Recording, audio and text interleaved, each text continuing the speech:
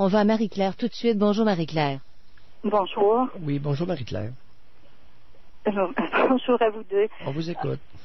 Oui, d'accord. J'ai un énorme sentiment de honte, la culpabilité aussi. Toute ma vie, j'ai l'impression que je me suis battue pour les gens, pour moi, et que je ne suis pas capable de me faire écouter, même si j'essaie de passer un message. Et tout ça, ça a blessé mes enfants. Ma fille, qui a maintenant 16 ans, a été abusée sexuellement par son père lorsqu'elle avait 3 ans. Dès que je l'ai su, on est parti. À ce moment-là, on restait à Montréal. On est déménagé, on a suivi toutes les étapes du processus. Et ce qui était important pour moi, c'était de protéger mes 2 enfants. Ensuite, c'est ça, j'ai eu une autre relation sérieuse qui a duré 8 ans. Et au bout des 8 années, ma fille m'a avoué que ça faisait 6 ans que ce conjoint-là l'abusait aussi. Donc là, moi, je suis complètement défaite. Ça fait 1 an que c'est arrivé la dernière fois. Il est sorti de nos vies la minute où je l'ai su. Il s'est suicidé 4 mois après, 2 jours avant la cour. Arrêtez, attendez, il s'est suicidé comment? Il s'est pendu. Il s'est pendu 2 jours avant de passer en cour parce qu'il avait abusé de votre fille pendant 6 ans, c'est-à-dire de l'âge de 10 ans à presque 16 ans. Là. De 10 ans à presque 16 ans. Ça fait 2 histoires d'affilée. Oui, 2 fois. Moi, je sais plus, maintenant j'ai peur des hommes, j'ai peur de laisser approcher quelqu'un, je fais plus confiance aux gens, avec raison. Et je me fais plus confiance à moi non plus. Bon, ça c'est un bon, exactement. Ça c'est bon, ça c'est une bonne culpabilité par exemple, parce que vous dans votre cas là, 2 de suite là, c'est bien de valeur, mais vous pouvez pas faire confiance à votre jugement. Non, exactement. Ah non, vous avez raison là-dessus. Parce que est-ce que d'autres femmes auraient pu le repérer, Pierre? Ah ben oui. Parce que oui. Marie-Claire à rebours, là. Marie-Claire, ouais. le conjoint. Le père à 3 ans, ça c'est plus difficile. Oui, ça c'était c'est pas évident. Malheureusement, c'est vers l'âge de 12 ans. Oui. Ma fille m'a dit, c'est-à-dire, elle ne m'a pas dit, elle m'a dit maintenant que vers l'âge de 12 ans, je posais beaucoup de questions. Et elle a dit au conjoint d'arrêter de la toucher parce que maman doute de quelque chose. Et à ce moment-là, je ne me rappelais plus là aujourd'hui, mais elle me dit que j'ai posé des questions. Je lui ai demandé est-ce qu'il est correct? Y a-t-il quelque chose qui se passe? Il touche-tu comme papa t'a déjà touché? Puis je me rappelle qu'elle me disait Maman, il n'est pas comme dad, c'est pas papa, arrête donc. Et j'allais vers le conjoint et je lui disais, il y a quelque chose de pas normal. Je suis jalouse de la relation que tu as avec ma fille. On dirait que vous êtes plus près que toi et moi on est. Et il me répondait, ben voyons donc. C'est dans ta tête. Ben oui, c'est dans ta tête. Oui, et Doc Mayou, aujourd'hui, ce qui me fâche, c'est que pas qu'il me fâche, Christy, je me déteste tellement parce que je me dis pourquoi que lorsqu'ils m'ont dit ça les deux, pourquoi est-ce que j'ai pas écouté ma Christy de petite voix en dedans qui me disait c'est pas correct. Mais je me suis dit c'est toi qui te fais des idées. Regarde, alors Marie-Claire, concrètement, pour éclairer les lumières éteintes chez beaucoup de femmes du Québec, comment ils s'y sont pris les deux? Mais la lumière. Alors racontez-nous. Comment ils s'y sont pris? Oui, comment ils s'y sont pris? Qu'est-ce qui est arrivé, puis comment ça se passait, puis quand? Allez, les détails. Au moins, vous allez me faire plaisir, puis vous allez en allumer une coupe. Allez. Ça se passait, selon ma fille, ça se passait toujours quand j'étais pas là parce qu'elle avait peur de moi. Oui, c'est bien évident que ça se passait quand vous étiez pas là, mais que vous étiez où quand vous étiez pas là? J'étais partie faire les commissions, j'étais partie travailler. Oui. J'étais partie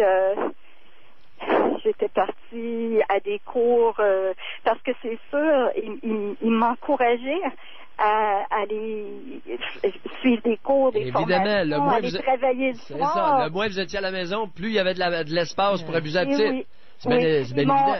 Et mon garçon... Alors, il vous encourageait à sortir, à vous éloigner de la maison. OK, on note ça. Votre garçon maintenant. Mon garçon lorsque ça a commencé, il avait 12 ans parce que il y a 2 ans de plus que ma fille. Et malheureusement, c'est... Attendez un petit peu, là, parce qu'une fois qu'on a une qui peut éclairer d'autres, non, on va abuser de vous, Marie-Claire. Elle avait allumé, hein? Elle avait allumé, mais c'est pas fait suffisamment confiance. Non, elle l'a pas allumé. Mais elle n'est pas passée à l'action. En tout cas, c'est interpellant. C'était pour soulager sa bonne conscience qu'elle a allumé. Il était fin avec elle. De retour au Doc Mayou. Retrouvons le psychiatre Pierre Mayou et notre animatrice Janine Ross. Alors, on parle aujourd'hui de ressentir la honte. Puis est-ce que c'est justifié? Dans certains cas, c'est évident. Les gens sont honteux. Ils se disent, ils n'ont pas à porter cette honte. Ça leur appartient pas. Mais c'est là. Alors, 790-0224, 1-800-667-52-41. On va tout de suite... c'est-à-dire qu'on continue. Est-ce qu'on continue avec Marie-Claire? Oui. Elle est là. Vous êtes restée. Alors, Marie-Claire, on en était au nouveau conjoint, extrêmement gentil, très supportant. Il vous encourage à prendre des cours, à aller travailler, et très disponible, évidemment, pour demeurer avec la petite de 10 ans. Et il y a un garçon, elle a un frère de 12 ans. Oui, c'est ça. Qu'alliez-vous nous dire concernant votre fils de 12 ans qui était là lorsque les abus ont commencé entre le nouveau conjoint et la petite de 10 ans? Oui, il a toujours été là, à ce qu'elle me dit. Il n'était pas dans la pièce, il n'était pas conscient de ce qui se passait. Mais c'est certain que j'ai aussi peur de comment lui peut se sentir. Non, lâchons la peur. Avant de tomber dans les émotions féminines, là, connaissons les faits. Alors, il se passait quoi, puis comment il faisait pour ne pas... Est-ce que votre garçon de 12 ans en a déjà eu connaissance? Parce qu'il était dans la maison, lui, là. Il dit que non. Il dit qu'il n'a jamais eu connaissance. Alors, ça se passait... Qu'est-ce que votre fille vous a... Ça se passait comment? Parce que là, il s'agit d'allumer les éteintes, là. Parce que ça, là, c'est épidémique actuellement au Québec. Là. Les nouveaux conjoints qui tripotent la petite, épidémique au Québec. C'est une épidémie. Donc, recherche d'indices, puis tout ça à travers les témoignages. Oui, il se prenait comment? C'est à partir de témoignages qu'on va allumer là, des lanternes éteintes. Allez. Oui. Donc, il agissait pendant que mon garçon était là. Quand moi, je n'étais pas là, il s'était débarrassé de moi. Oui, non, il s'était pas débarrassé de vous. Il vous avait encouragé à aller travailler, à aller faire vos commissions, puis à sortir. Ça. C'est ça que vous avez dit avant la pause. Il ne s'est pas débarrassé de vous, pas du tout. OK, d'accord. Mais oui, mais présentez les faits comme ils ont été. Alors vous étiez bien contente, le conjoint vous encourage, vous êtes toute heureuse, va de la galère, on lui laisse les enfants, puis on s'en va faire des commissions, travailler, etc. Alors, il s'y prend comment avec la petite? Qu'est-ce qu'il fait? Qu'est-ce qu'il a fait? Ce sont des jeux. Il a utilisé le jeu. Et la première fois, elle voulait pas. Et il lui a dit, papa te l'a fait. Puis, c'est correct. C'est juste comme papa. On va faire la même chose. Des jeux comme quoi? Comment qu'ils s'y prennent, là, ces salauds-là? Des jeux, qu'est-ce qu'elle vous a raconté, votre fille? Jouer à la bouteille, lui demander de baisser ses culottes, de toucher. Il lui donnait beaucoup de cadeaux. Bon, merci. Que je ne savais pas. Et ce qui m'a... Des cadeaux comme quoi? Qu'est-ce qu'il lui donnait? Ce qu'elle m'a dit, et je le découvre maintenant. Oui. Depuis qu'il est mort, il lui achetait des CD, des livres, il lui achetait des vêtements. Il lui donnait de l'argent de poche. Oui. Et la dernière chose que j'ai découvert lorsqu'il s'est suicidé, on est déménagé parce que ma fille le voyait partout dans l'appartement. Et elle m'a donné un sac à dos rempli de boissons. Et elle m'a dit, maman, prends ça, débarrasse-toi-en. C'est lui qui me l'a donné. Il fournissait votre fille en boisson. Oui. Un peu de drogue à l'occasion? Heureusement que j'ai une fille avec une tête sur les épaules et je pense que malgré tout, j'ai fait quelque chose à quelque part qui a de l'allure, au moins un petit bout. elle est pas, elle m'a dit, et je la crois, elle ne prend pas de boisson, elle n'est pas intéressée à la drogue. Okay. Et c'est une fille qui réussit très bien à l'école. Okay. Elle me fait, j'en reviens pas, et je la remercie parce qu'elle me fait encore confiance.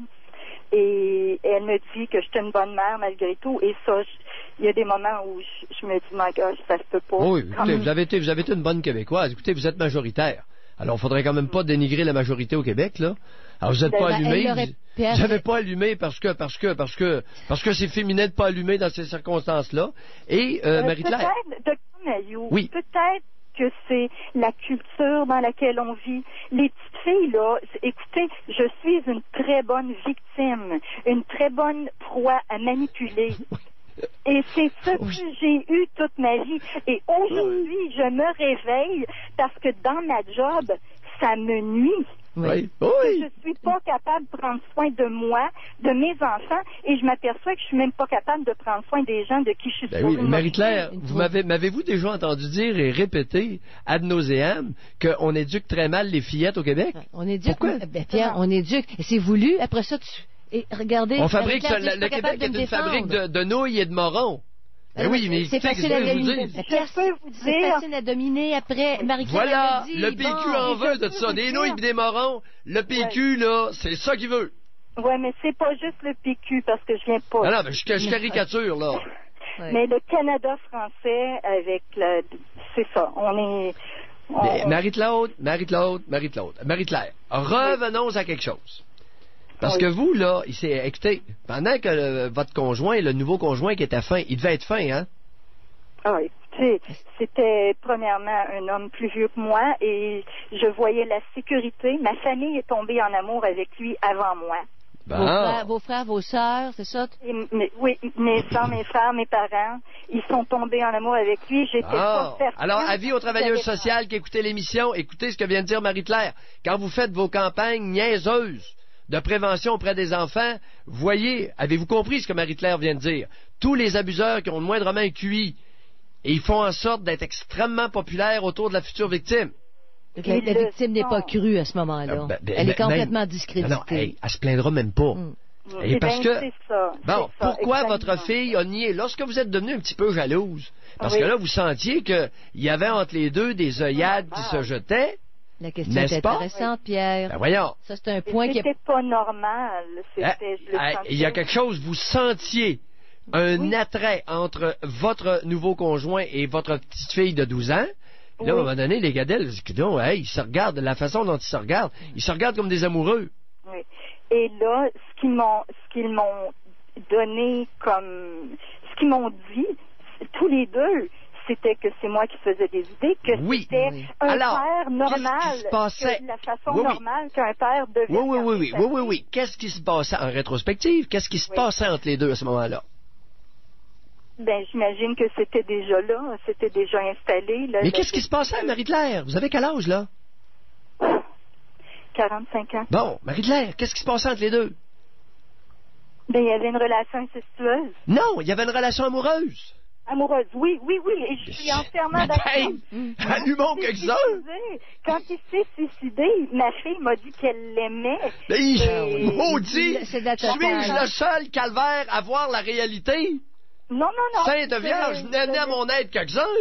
Non, c'est une relation. Baptême, c'est une relation amoureuse. Elle aurait voulu séparer sa fille de cet homme-là, que ça n'aurait pas marché. Non, jamais. Non. Hey, c'est de la peau, là. C'est quoi? Ben, c'est ça. Marie-Claire, c'est sérieux. C'est une relation amoureuse. Elle était dans une trappe à rats, n'est-ce pas? Pierre? Oui, définitivement.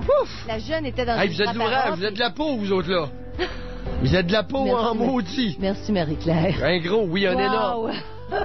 Ça s'appelle travailler fort. Alors, tout ça pour partir d'un sentiment de honte. Ressentez-vous ce sentiment-là? C'est notre sujet aujourd'hui. Il y a une tonne